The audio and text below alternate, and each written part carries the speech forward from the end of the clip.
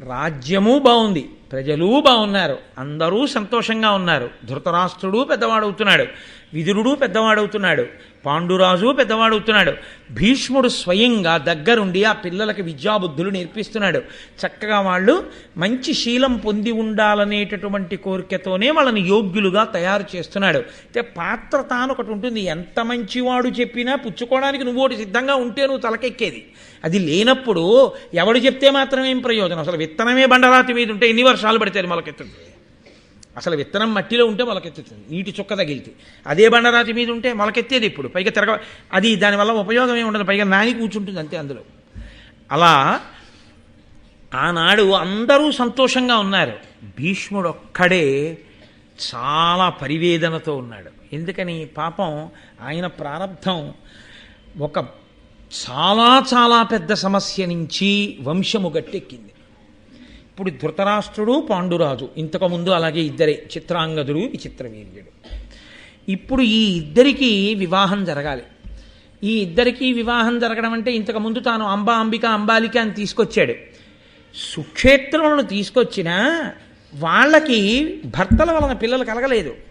ముందే చచ్చిపోయాడు చిత్రాంగదుడు, పెళ్ళయ్యాక పిల్లలు పుట్టకుండా చచ్చిపోయాడు విచిత్రవీర్యుడు.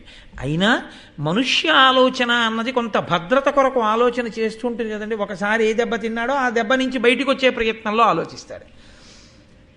ఒకరికి మోదం, ఇంకొకరికి శాపం. భీష్ముడి ఆలోచన ఇలా ఉంటే, మహానుభావుడు గాంధార రాజు అయినటువంటి సుబలుని యొక్క కుమార్తె గాంధారి, ఆవిడ మహాసౌందర్యవతి. ఆ తల్లి హిమాలయ పర్వత ప్రాంతమునందు పరమశివుడి గురించి ఘోరమైన తపస్సు చేసింది. పరమేశ్వరుడు ప్రత్యక్షమయ్యాడు. ఒక ఆడదాని జీవితంలో ఎన్ని ఉన్నా కేవలము వాటి వల్ల తృప్తి కొంతకాలము, శాశ్వతమైనటువంటి ఆనందము, పరిపూర్ణత అమ్మతనం చేత. కాబట్టి ఆమె పరమేశ్వరుణ్ణి వరం కోరింది. అదొక చిత్రమైన వరం. నా వలన ఇంత వంశాభివృద్ధి కలగాలి అని ఆవిడంది, నాకు 101 మంది సంతానం కలిగేటట్టు పరమేశ్వర అనుగ్రహించు. సత్సంతానమన్న మాట వాడలేకపోయిందేమో, సంతానమును కలిగేటట్టు అనుగ్రహించు. పరమేశ్వరుడు అన్నాడు తథాస్తు. ఇదే భీష్ముడికి తెలిసింది. గాంధారికి 101 మంది పిల్లలు కలిగేటట్టు వరం పొందింది. కాబట్టి వెంటనే గాంధారిని తీసుకొచ్చి ధృతరాష్ట్రుడికి ఇచ్చి పెళ్లి చేసేస్తే 101 మంది పిల్లలు పుడతారు. కాబట్టి ఇంక వంశం ఆగిపోవడం అన్న దరిద్రం ఉండదు. ఇప్పుడు ఆవిడి చేసిన తపస్సు ఆవిడికే శాపమై కూర్చుంది.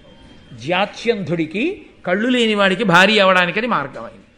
కాబట్టి ఆయన సుబలునికి కబురు చేశాడు. మా వంశం తెలుసు, మహానుభావులు వేదవ్యాసుల వారి యొక్క అనుగ్రహంతో పుట్టిన బిడ్డలు తెలుసు, ఇదిగో ఈ ధృతరాష్ట్రునికి ఇచ్చి నీ కుమార్తెని వివాహం చేద్దాం అనుకుంటున్నాం, కాబట్టి నువ్వు నీ కుమార్తెని ఇవ్వవలసింది అని. ఈ కులము వివర్ధింపగా నాకు అభిమతము, ఏను వింటి నలినేక్షణ తానేక శతసుతుల పడయగా ఆ కన్యక వరము పడసే అటే హరుచేతన్. పరమశివుని వలన వరము పొంది 101 మంది పిల్లల్ని పొందడానికి కావలసినటువంటి యోగ్యతా సిద్ధిని పొంది ఉన్నటువంటి నీ కుమార్తె అయిన గాంధారిని నా వంశంలో జన్మించినటువంటి మహానుభావుడైన ధృతరాష్ట్రుడికి ఇచ్చి నువ్వు వివాహం చెయ్యవలసింది అని కబురు చేశాడు. కబురు చేస్తే గాంధార రాజ్యాన్ని పరిపాలించేటటువంటి రాజు ఉత్తర క్షణం అంగీకరించాడు. బ్రాహ్మణుల్ని అడగలేదు, లేదా కుల పెద్దల్ని అడగలేదు, తన భార్యని సంప్రదించలేదు. వెంటనే మా అమ్మాయిని మీ అబ్బాయికి ఇచ్చి వివాహం చేసేస్తాను అన్నాడు. అలా అంటే ఎంత గొప్పవాడైనా కానివ్వండి, ధృతరాష్ట్రుడు 1000 ఏనుగుల బలమే కలవాడు కానివ్వండి, పుట్టుక చేత కన్నులు లేనివాడు కదా. కన్నులే లేనప్పుడు గాంధారి ఎంత అందగత్తి అయితే మాత్రం అతనికి ఏం ప్రయోజనం? అతనికి లోకంతో ఏం ప్రయోజనం? ప్రధానంగా అతను చూసేది ఉంటుంది. కాబట్టి ఇప్పుడు కన్నులే లేనివాడికి ఎవరు పిల్లనిస్తారు? కానీ ఓ కళ్ళు లేనివాడికి తీసుకెళ్ళి పిల్లనిచ్చేస్తున్నాడు రా సుబలుడని బంధువులందరూ అన్నారట. అంగములలో మేలుత్తమాంగము అందు ఉత్తమంబులు కన్నులు, ఉర్విజనుల కట్టి కన్నులు లేవను నదియుకాక ఉత్తముడు కాడే సద్గుణ యుక్తినతడు. వాళ్ళన్నారు, ఆ నిర్ణయం చేసిన సుబలుడి దగ్గరికి వచ్చి, లోకంలో అన్నిటికన్నా కూడా అంగములలో గొప్పది ఏది అంటే అవయవములలో గొప్పది పైన ఉండేటటువంటి తల. మళ్ళీ తలలో గొప్పవేవి అంటే జ్ఞానేంద్రియములైనటువంటి కళ్ళు. సర్వేంద్రియాణం నయనం ప్రధానం సర్వస్య గాత్రస్య శిర ప్రధానం. కాబట్టి కళ్ళు గొప్పవి. అంత గొప్పవైన కళ్ళు లేని వాడికి నీ పిల్లనిస్తున్నావంటే నువ్వు ఎంత గొప్పవాడివో. కళ్ళ కన్నా గొప్ప బుద్ధి ఉందని బహుశా నీకు తెలిసిచ్చావేమో అన్నారు. అంటే నీకు బుద్ధి ఉందా లేదా అని అడగడానికి ఇష్టం లేక వాళ్ళు వ్యంగ్యంగా ఇలా అన్నారు. ఎంత గొప్ప బుద్ధి ఉందని నీకు తెలుసుకుని ఇవ్వగలిగినంత పెద్ద బుద్ధిమంతుడువో కూతుర్ని పట్టుకెళ్ళి వాడికి ఇస్తున్నావు అన్నారు. కానీ గాంధారి మహాతల్లి ఆవిడ తండ్రి గారి యొక్క శాసనాన్ని ఔదలదాలుస్తాను అని ఆవిడ నా భర్త చూడనివి ఏ ఉన్నాయో అవి నాకు చూడడానికి ఇష్టం లేదు. ఆయన అంధుడు అన్న కారణం చేత కదా అయ్యో పాపం అని నన్ను అంటున్నారు.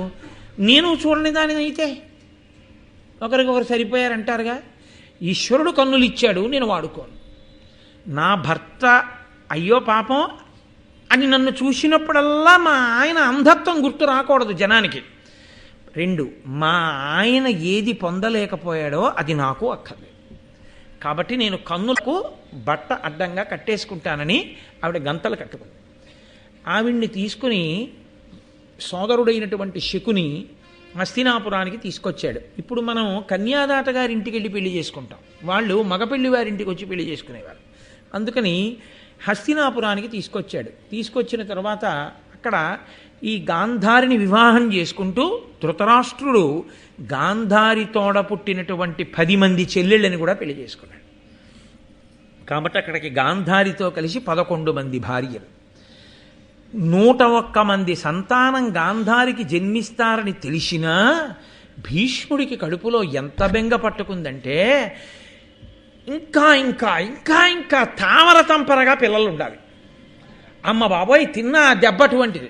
సింహాసనం ఒకసారి ఖాళీ అయిపోతే అంత ఇబ్బంది పడ్డాం. కాబట్టి ఆయన ఏం చేశాట, కులమును రూపము శీలము కల కన్యల తెచ్చి తెచ్చి గాంగేయుడి అలగుడు ధృతరాష్ట్రుడు కులతిలకుండు పరిగ్రహించి దేవీశతమున్. చూడండి, లోకంలో ఓ మాట ఉంటుంది, తిని తిని ఆమ్రిడిత. మళ్ళీ మళ్ళీ 2 మాటలు వేసామనుకోండి, ఆ మాటని అంటే మామూలుగా తినడం కాదు, బాగా తినేశాడని. తిని తిని తిరిగి తిరిగి పడుకుని పడుకుని అన్నాను అనుకోండి, అంటే పడుకుని లేచినవాడు కాదు, తిరిగి వచ్చినవాడు కాదు, తిని ఉన్నవాడు కాదు. తిని తిని అంటే తినవలసినంత కాకుండా బాగా తినేసినవాడు, పడుకోవలసినంత కాకుండా ఎక్కువగా నిద్రపోయినవాడు, తిరగవలసినంత కాకుండా అదే పనిగా తిరిగినవాడు అని అర్థం.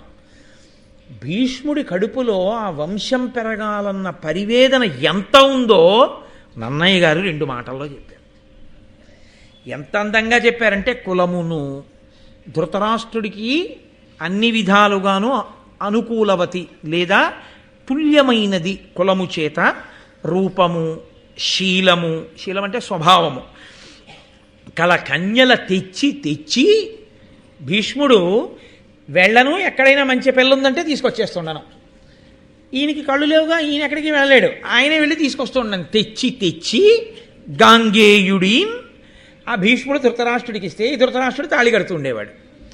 అలా ఎంతమందిని తెచ్చట్టు ఆయన. అలగుడు ధృతరాష్ట్రుడు కులతిలకుండు పరిగ్రహించి దేవీశతమున్, ఇంకొక 100 మంది భార్యల్ని చేసుకున్నాడు. ఇప్పుడు గాంధారి ఒకతే, గాంధారి యొక్క చెల్లెళ్ళు 10 మంది, భీష్ముడు తెచ్చిన వాళ్ళు 100. సంఖ్యాశాస్త్రం సంస్కృతి పాత్రం అనుకున్నాడేమో, 111 మంది భార్యలు తోటి ధృతరాష్ట్రుడు సంతోషంగా ఉన్నాడు.